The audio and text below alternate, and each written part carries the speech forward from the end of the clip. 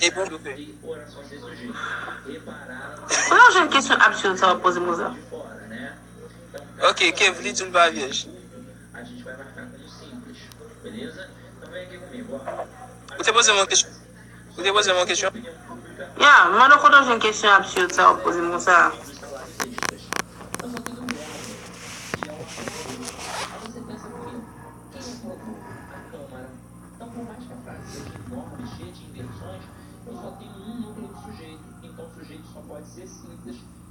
Et Kev, vous te posez question? T'inquiète, ça va. Moi, qui me pose une question. Chérie, bonjour. Bonjour.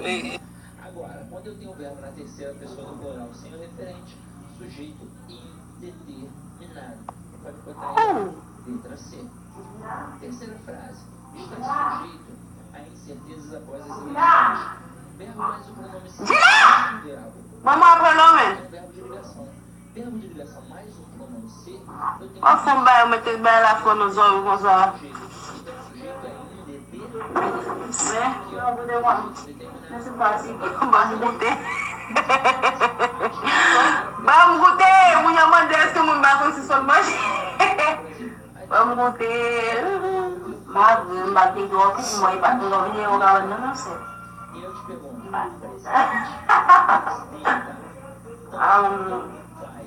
C'est bon? as formas estão registradas Regarde, du quoi? no gráfico da On va faire ça. Yeah. Foi a Dilma que mandou registrar. Quand ça va, là, là. Choveu muito verbo que Oh. fenômeno da natureza no sentido real. Je dis comme ça va. Sem sujeito pode botar ele. On part vierge. Agora, olha a frase 6. Et puis ma propose. Beleza. Sim. O verbo expressa o fenômeno da natureza. Mas está no sentido real? Não. Está no sentido figurado. Então eu tenho um sujeito aqui. Dinheiro, núcleo. Dinheiro, portanto, sujeito simples. Resposta, letra A. Léo, on va aller.